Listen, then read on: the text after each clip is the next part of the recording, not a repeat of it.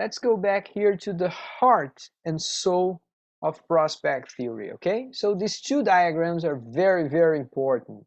I want to talk a little bit about those before we move on.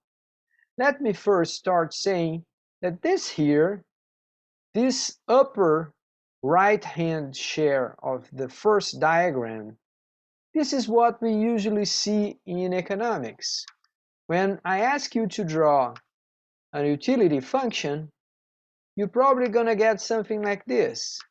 This is x, some good x, bem x, and this is the satisfaction that someone gets from enjoying, from having, from consuming x, right?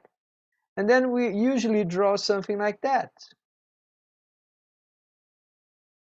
So this is your usual utility function, okay? That's what you got here. It is not exactly the same format, but it reveals the same properties. We call this thing a concave utility function. When we are talking about risks, a concave utility function means that we are risk averse agents. So we look at risk and we say, if I had to take risks, I better get some premium, some price, some compensation. Otherwise, I don't want to take risks. So risks are uncomfortable or things that we try to avoid. That's what concavity means if we are talking about risky options, okay? Now, it may look like this format here is the same as this one here, but that's not true. Notice, please, that if that was true, we would have something like this. Let me see. What did I do? Wait.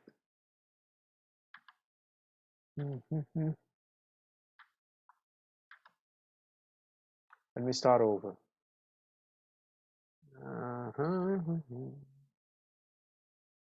Okay. All right. If this thing here was the same thing of here, we would have something like this. If concavity was to go through the whole spectrum of options here, we would have the same behavior like this. But in this downward left-hand space here, what you have is the opposite behavior. So it's the opposite of concave is convexity, right? Let me clean these things.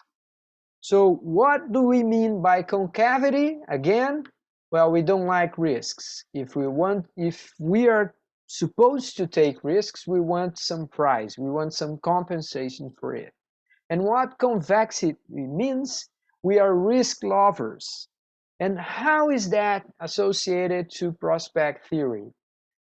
Have you guys heard the expression in Portuguese, perdido por 100, perdido por 1000? I think you guys have heard that, right? So if you are in the lost territory, you are very much inclined to take risks if there is a chance to get rid of losses. So we feel like, yeah, my team, let's suppose I support Cruzeiro, and then America came and scored 4 times. And then everybody playing for Cruzeiro would say, go ahead, try whatever. I'm going to put 4 front runners here. I'm going to have only attackers in this team. I want to try it all. Meu time está perdendo de 4-0, eu coloco todo mundo para frente. Ah, mas você pode tomar o 5º gol. Meu amigo, tomar o 5º, tomar o 6º, eu preciso fazer algum. Alright, so if we are in the lost territory, se você está no território das perdas, you tend to behave like risk lovers, someone that will be willing to take even greater risks and to get like less sensitive about that. Now, I have to tell you something that is really, really, really amazing. If you go back there to the Behavior Economics Guide, se você voltar lá para o livro que eu recomendei para vocês na primeira aula, que chama Guia de Economia Comportamental, there's a chapter over there which talks about risk decisions of poor people. Estou falando de decisões de risco de pessoas pobres, em condição de pobreza. And then you think like, oh yeah, poor people, they remain poor because they make very bad decisions. As pessoas pobres permanecem pobres porque elas vão fazendo escolhas ruins. This is partially true. There is some truth on it. Existe alguma verdade nessa afirmativa. But if you take smart people, educated people, people like you and me, who studies in colleges, who go to universities, if you take us and submit us to the same level of stress that poor people, and I'm saying really poor people, the same level of stress that really poor people are, we can show you that you make no better decisions than they do. No matter how much education you have, how much stability, emotional stability you have, no matter your previous experiences, se eu colocar uma pessoa educada, inteligente, estável emocionalmente, para tomar decisões em ambiente de estresse, que reproduzam o nível de estresse de pessoas muito pobres, as decisões são igualmente ruins. Now, think about that. This is amazing, isn't it? Such a way that maybe we should have policy not to reduce poverty, but to reduce stress. Think about that.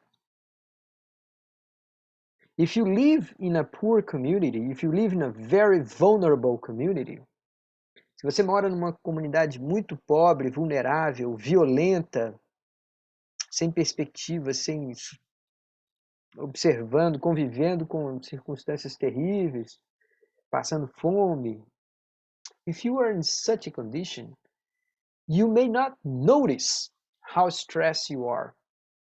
As pessoas não se dão conta de o quanto estressadas que elas estão, quanto exaustas que elas ficam. So, if you had like social policies, se você tivesse políticas sociais to reduce stress, like for example, restaurante popular, lavanderia. Check this out. There's a case like that. In Colombia, these guys installed laundry services inside poor communities. And then you may say, why? So many important things to do.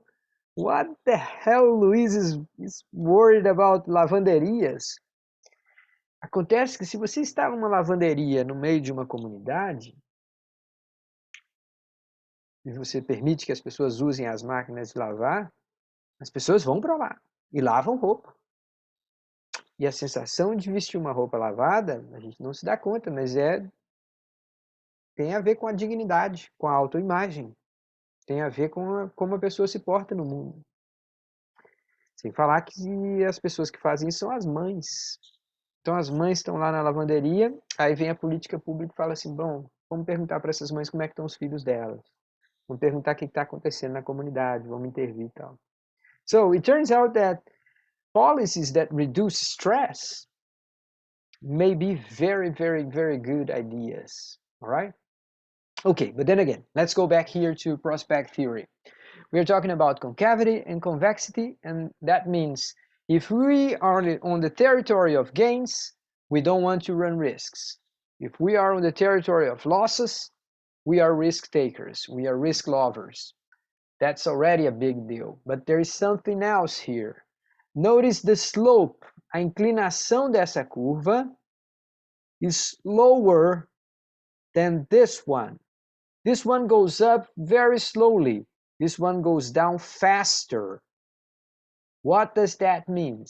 It means that 20 positive give me certain level of satisfaction, but that is very small compared to what 20 negative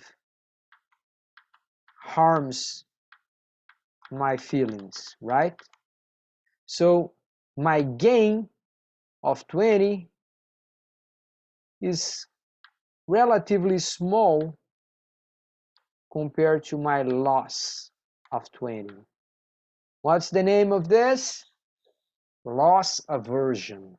So loss aversion is kind of a joke. É uma brincadeirinha com a expressão aversão a risco. Então criou-se aversão à perda. Instead of risk aversion, we have here loss aversion. Okay? Basically, we hate losses. We hate them. It's not like, yeah, it's okay. No, we hate them.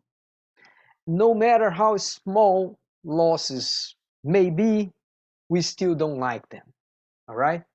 That's an important lesson, and I'm gonna try and give you many examples in how these things end up having a significant impact in our lives. So far, so good. Please raise your hands there. Let me know that everybody's doing fine. I can keep going.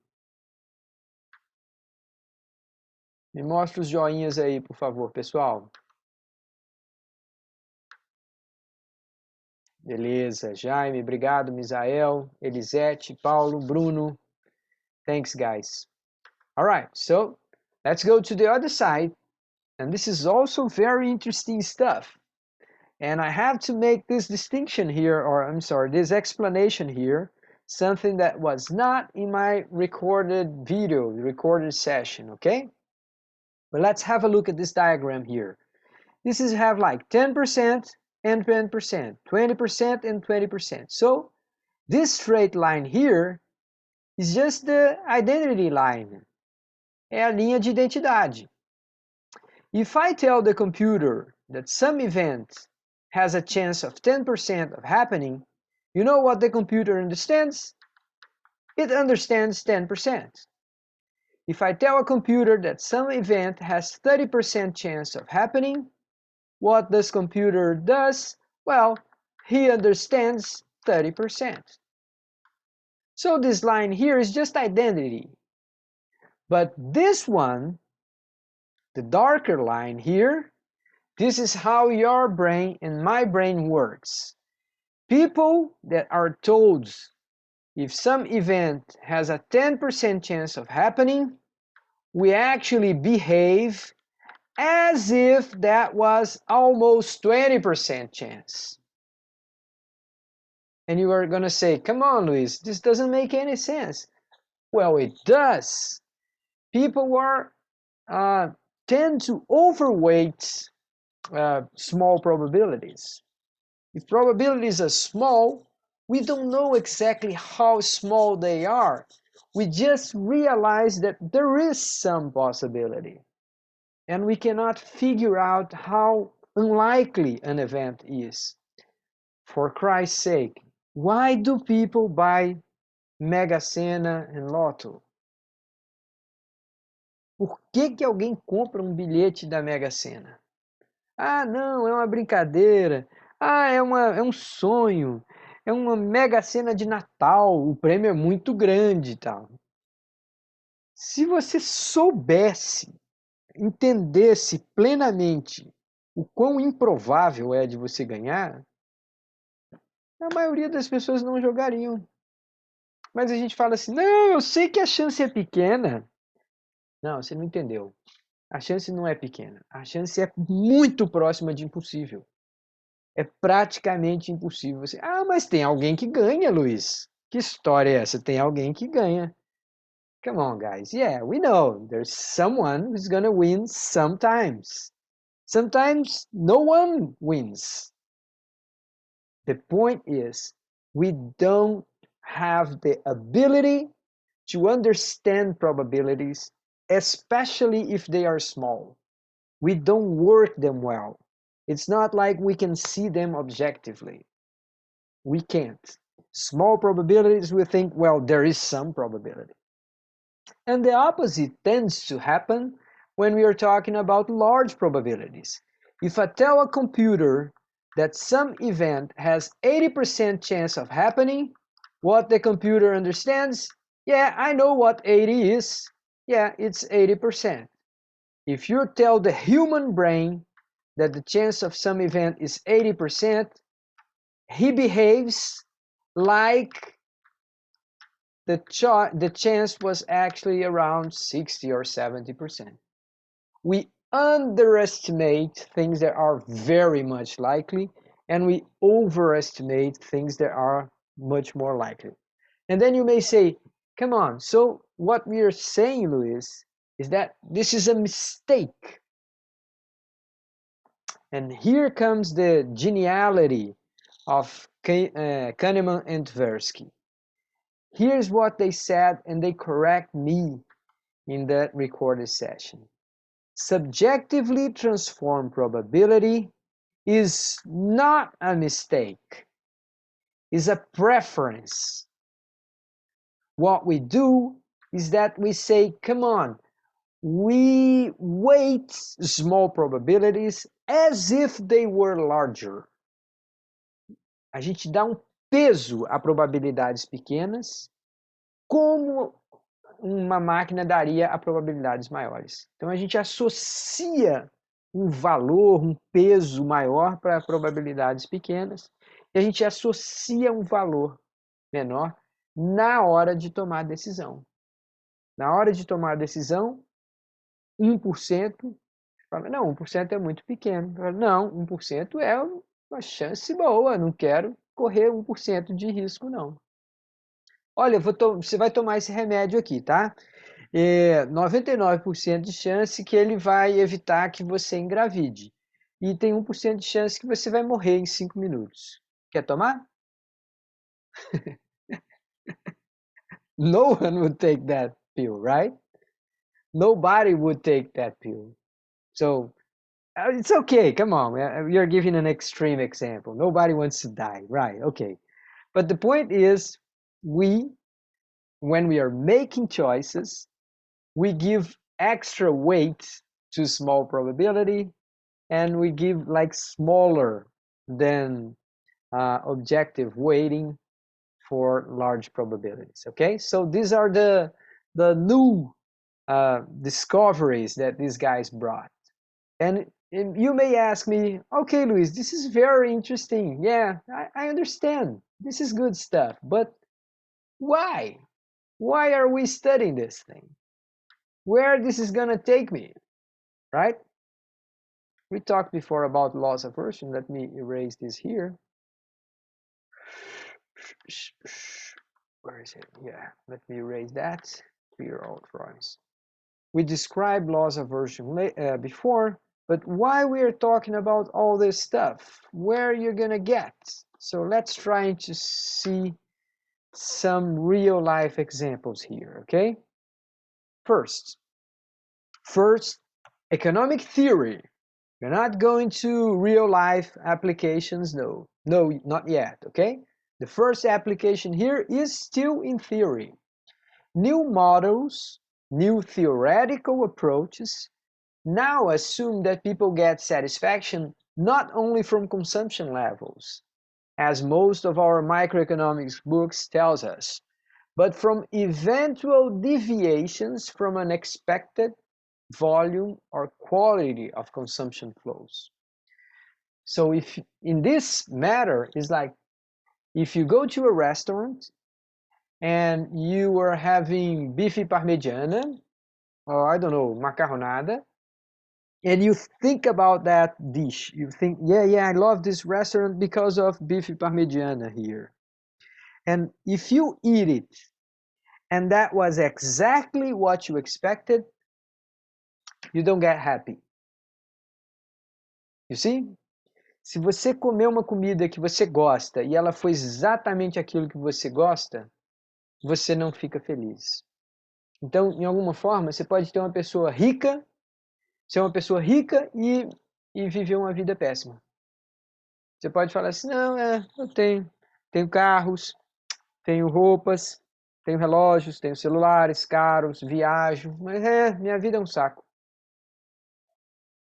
If you get to consume something that was not expected, if you get to have experiences that was not expected and positive, that would give you a boost in your satisfaction, your level of satisfaction. Então, alguns modelos estão fazendo isso, eles estão trabalhando a ideia de que você não tem a satisfação do consumo, mas da qualidade superior ao esperado, ou da quantidade superior à esperada. Those are interesting models, and they have their applications too. Let's go to real life.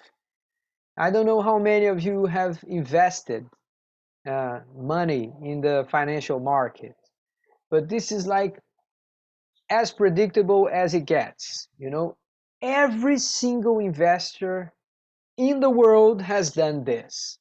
What is this? You buy shares of two companies. One of the stocks go up. Petrobras subiu. Você comprou Petrobras e Vale do Rio Doce. Petrobras subiu. As soon as Petrobras reach a certain level of gain, you say, yeah, let me get my money back. I don't want to risk this gain. I want to take it right now. So we realize, we sell it, and we make the gain. You put money in the pocket, okay? But what happens to the other stock? Let's say Vale do Rio Doce went down. And we say, yeah, it fell 25%, but it's okay. I'm going to stick around. I'm going to wait because now, you know, it fell down 25%. So most likely it's going to go up. Oh, wait, that's gambler's fallacy, right? Yeah, we do that a lot. But it turns out that we don't sell that, because if we sell the stocks we have for Vale do Rio Doce, what we are doing is that we are realizing loss. Nós estamos realizando a perda, nós estamos confirmando a perda. And according to prospect theory, we hate losses. So we want to avoid them. We close our eyes to them. We just don't want to see losses. So we convince ourselves that somehow, miraculously, there will be a comeback and I'm going to sell my stocks at, I don't know, a 10% gain or something like that. And that is almost universal, okay? It happens in Brazil, it happens in Australia, it happens in Africa, all over the world. Most likely with beginners. Os investidores iniciantes sempre cometem esse erro. Okay, so I can see how this is important for financial decisions. But what else? Is this only important for the financial market? No, wait. We're going to get there. Project analysis, evaluation. So, se você vai fazer avaliação de projeto. How many of you guys here have taken the class análise de projetos de investimentos? Avaliação e análise de projetos de investimentos. Raise your hand for me, please. Not many. Not one of you? Elaboração e análise de projetos de investimento. Ninguém passou nessa disciplina ainda? Oh, yeah. Elaboração e análise de projetos econômicos, professor. Isso. Já, semestre passado. Então vocês viram lá aquele negócio de calcular o valor presente líquido, calcular o payback time, o tempo de retorno do investimento e tal. Isso. Ok. Na vida real, não é aquilo que a gente faz, tá, gente? Na vida real, quando você está numa empresa, eles te dão um projeto e falam assim, me calcula aí o valor presente desse projeto em 3 circunstâncias. Primeiro, se a taxa Selic subir até 8% até o final do ano. O segundo, se a taxa Selic subir até 4% até o final do ano. O terceiro, se a taxa Selic ficar em torno de 3% até o final do ano. Então, a maioria das vezes, a gente toma decisão de projetos de investimento com base em cenários. E a gente cria esses cenários variando as hipóteses daquelas simulações. Então, o valor presente líquido, em alguma medida, é uma forma de simulação, porque você não sabe qual que vai ser a taxa de juros para descontar um fluxo, né?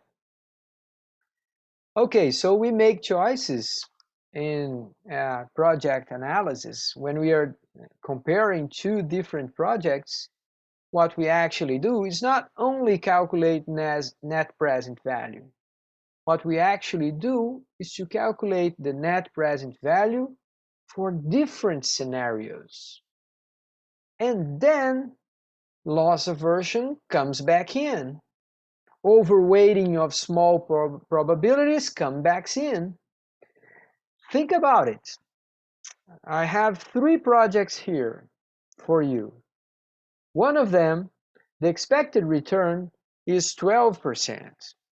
Wow, 12% in a year? Well, this is good stuff. I mean, real return, that's pretty good. The probability of this outcome, of you getting 12%, is 50%. All right? Now, suppose that you have like 30% chance of this project failing, and then you would have a loss of 5%. Notice, there's a much larger probability that you're going to have a profit, but there is like 30% chance you're going to have a loss. If that is the information that the decision maker has, there is a good chance he's not going to choose this project. Diante de um projeto que eu tenho 30% de chance de perder dinheiro, a maioria dos investidores não escolhe esse projeto. 30%, você fala, pô, 30%? É menos de um terço de chance, 70% de eu ter ganho. Algum ganho, mas só tem 30% de eu ter perdas. Não, 30% não é pouco, é muito. A maioria das pessoas fala, não, de jeito nenhum, não quero correr esse risco. So, we overweight small probabilities and we hate losses, even though it's a 5% loss. I invested 100 and I got out with 95, but still it is a loss. So it turns out that people, when they make choices about investments, they will prefer an investment that has only a 6% gain, expected gain, but very likely to have a positive return, than if you had a project with 12% gain and somewhat larger probability of a loss, right? Okay, so let's go to real issues here, okay? We're talking about financial markets. Yeah, those are interesting, but come on. We are not huge finance investors. So let's talk about things that really are of our concern in this class. And again, let's talk about global warming.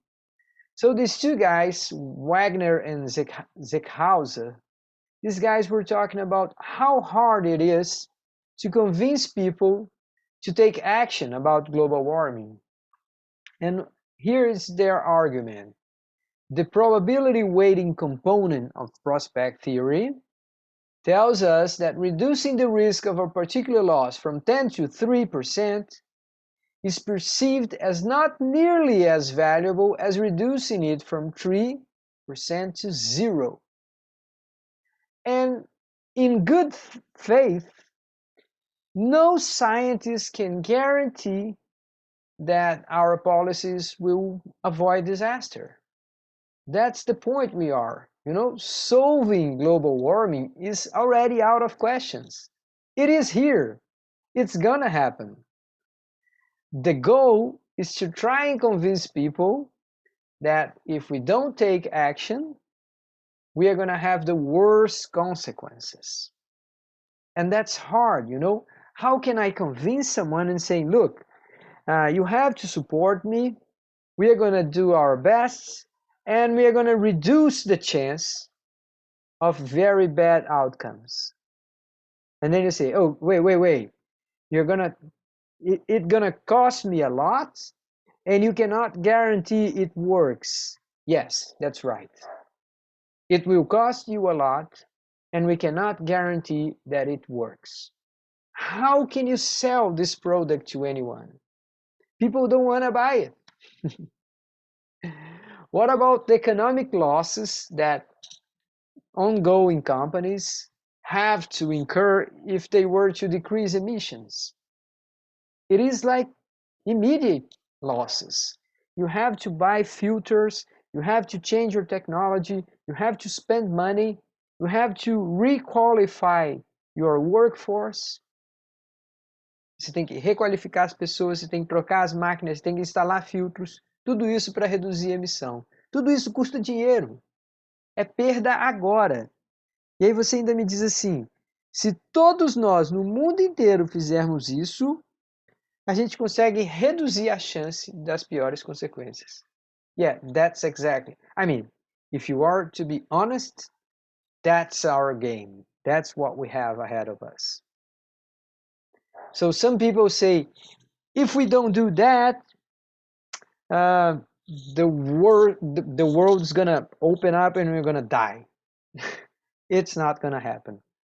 It's not gonna be like some Hollywood films, the most dramatic ones. But there are some very bad consequences ahead of us, and we can reduce the probability, but we cannot eliminate this risk. So this is a very hard thing to do. What prospect theory tells us is that, yeah, we have a problem, because convincing people of reducing probabilities but not eliminating them, it's a very difficult thing. At least we know that already. What about prospect theory and migration? Is there any connection about the immigration problems in countries like the US?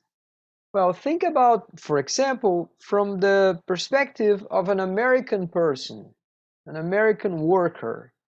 This guy's, he knows that losing his job to a Mexican immigrant is very unlikely.